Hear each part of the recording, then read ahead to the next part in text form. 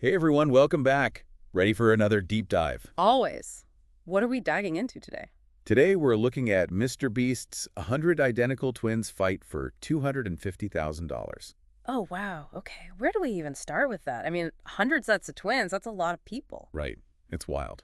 But that's Mr. Beast for you, always upping the ante. And we're not just watching for the sheer spectacle of it all, although that's definitely part of the fun. Of course not. There's always something more to uncover with these Mr. Beast challenges, some deeper meaning behind the madness. Exactly. And today we're going deep on what this challenge reveals about twins, competition, and maybe even human nature itself. Okay, I'm intrigued. So where do we start? Well, let's jump right in with the first challenge, the color memory test. Ah, yes, the one where they had to memorize those increasingly long sequences of colors. Seems simple enough at first. Right, you'd think so. Memorize some colors, work with your twin, input the sequence, boom, you're done. But as those rounds progressed and those color sequences got longer and longer, Guman, the pressure was on. Remember that twin who had placed top 3 in a previous Mr. Beast challenge? Yeah, I think so. What happened? Well, in this color memory challenge, she completely choked under pressure.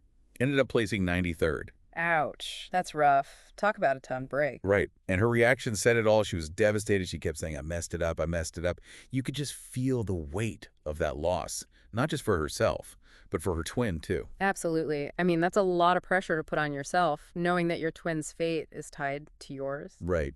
And it makes you wonder how much pressure can even the strongest bond withstand before it starts to crack. I mean, think about how you would react in that situation. Oh, man, I don't even know. Probably crumble under the pressure, to be honest. Right. Could you stay cool and collected, knowing that one wrong move could cost you and your twin everything? It's easy to say you would, but when you're in the heat of the moment, with all eyes on you, the clock ticking, who knows how you'd react? Exactly. And that's what makes this challenge so fascinating to break down.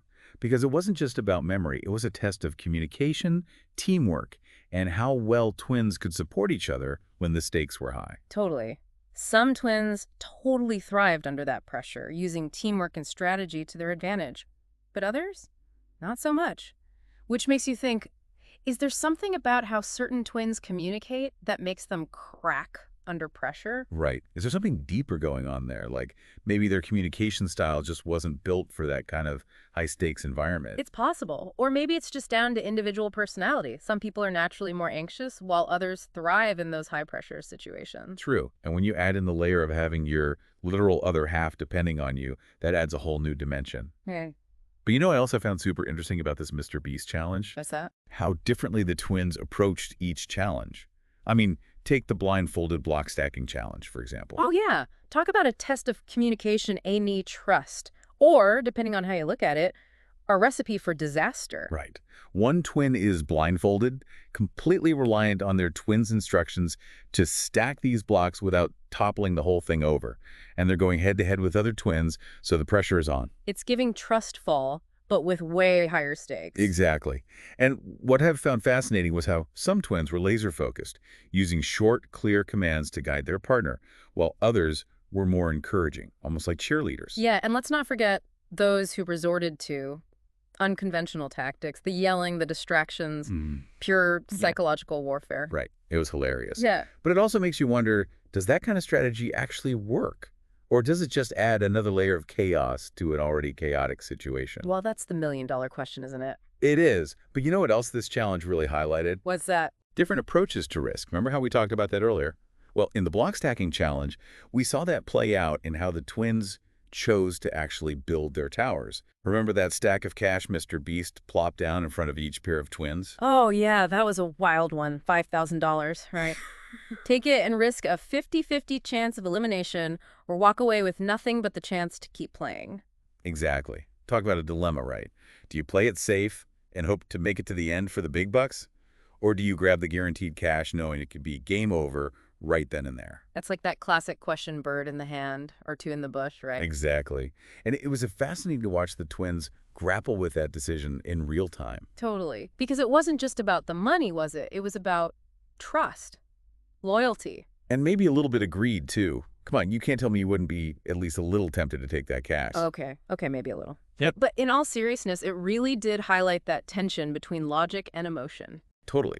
Like, logically, Playing it safe and going for the grand prize makes sense. But when you see that stack of cash right there in front of My you, brain kind of short circuits, right? totally.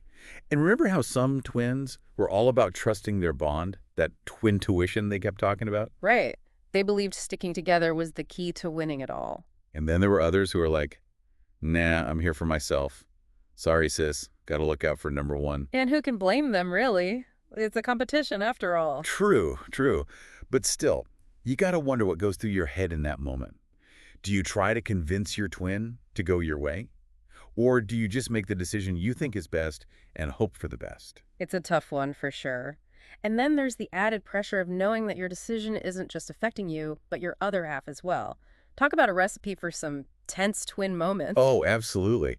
And speaking of tense twin moments, can we talk about the voting challenge? Oh yeah, that was where things got really interesting. Because it shifted the dynamic, right? Instead of competing against each other, the twins had to work together to vote someone out. Right. And at first there was this sense of solidarity. Remember all those green buttons? Everyone chanting, vote green, vote green. It was like they were all on the same team. Totally. A united front of twins. Until Until the Collins twins entered the chat. oh man, the Collins twins, they definitely brought a different energy to the competition. A little more To assertive. put it mildly. Remember all that yelling during the block stacking challenge? Oh, yeah, they definitely weren't afraid to ruffle some feathers. And that's when the whole group dynamic shifted. Suddenly, the Collins twins became the common enemy. It's fascinating how quickly that happened, right? Like 1 minute everyone's chanting about voting green, and the next They turn on their own. 26 votes against the Collins twins in a single round. Just like that, they were out. it's like a pack mentality, Yeah. right? Once the target is identified, everyone pounces. Crazy. But the even crazier thing, as soon as the Collins twins were gone, everyone went right back to cooperating. All green buttons again, like nothing even happened. So it makes you wonder, did they need that conflict, that us versus them mentality, to actually solidify their bonds with each other? It's a really interesting thought, isn't it? Did eliminating the Collins twins somehow pave the way for greater cooperation in the long run? It's definitely something to ponder. But you know what else this whole challenge highlighted for me? What's that? The power of group dynamics. How easily a group's behavior can be influenced, even when it comes to something as fundamental as trust and loyalty. So true. But okay, before we get too deep into the psychology of it all, we have to talk about that button game. Oh yeah, the one where they had to be the first to hit the button when the light turned on? That's the one. Talk about a test of reflexes and strategy. Remember how it worked? Just 5 sets of twins left, 1 briefcase with the cash, and a whole lot of suspense. It was the perfect way to wrap up the competition. I mean, think about it. They'd face physical challenges, mental puzzles, tests of trust, and even had to navigate those cutthroat group dynamics. They'd been through the ringer, for sure. And this final challenge brought all of that together in a way that was both strategic and suspenseful. Because it wasn't just about luck, right? They had to use their observation skills, their intuition, even their understanding of their own twin to try and figure out who had that briefcase full of cash. And did they ever? The mind games were off the charts. Remember that BD twin? The one who tried to bluff his way to victory? Oh, absolutely. He was like, yep, the money's all mine. I'm sitting on a gold mine. But you could tell he was trying way too hard to convince everyone. And the best part? His own brother wasn't buying it for a second. It was like watching their twin tuition short circuit right before our eyes. Totally. But can you imagine being in that situation? Trying to decide whether to trust your gut, your twin, or just go with pure logic. Talk about pressure. Especially when there's $250,000 on the line. Right. I mean, on the one hand, you want to believe your twin has your back. But then again, this is Mr.Beast we're talking about. Anything is possible. Exactly. So after all that back and forth, all those tough decisions, who ended up taking home the grand prize? Well, after all the drama, the bluffing, the near misses, the Morse twins emerged victorious. The Morris twins, huh? Like I say, they played a smart game throughout the entire competition. They did. They were strategic, observant, and most importantly, they kept their cool under pressure. They were like those poker players who always seem to have a trick up their sleeve. But you know what really got me about the Morris twins? What's that? Their reaction to winning. They were over the moon, of course, but they also talked about how they were going to share the winnings with their family. Oh, that's so sweet. What a heartwarming ending to such a wild ride. It really was. And, you know, it's easy to get caught up with the competition, the money, the crazy challenges, but at the end of the day, Moments like that remind us what truly matters. It's about connection, family, and maybe just a little bit of healthy competition along the way. Exactly. This Mr. Beast challenge was a roller coaster of emotions, for sure. But it also gave us a lot to think about when it comes to twins, competition, and the choices we make when the stakes are high. Totally agree. It's like Mr. Beast always says. He's not just making videos, he's making memories and sparking some depth conversations along the way.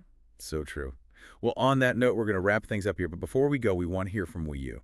What surprised you the most about this Mr. Beast Twin Challenge? Did any of the twins' decisions leave you scratching your head?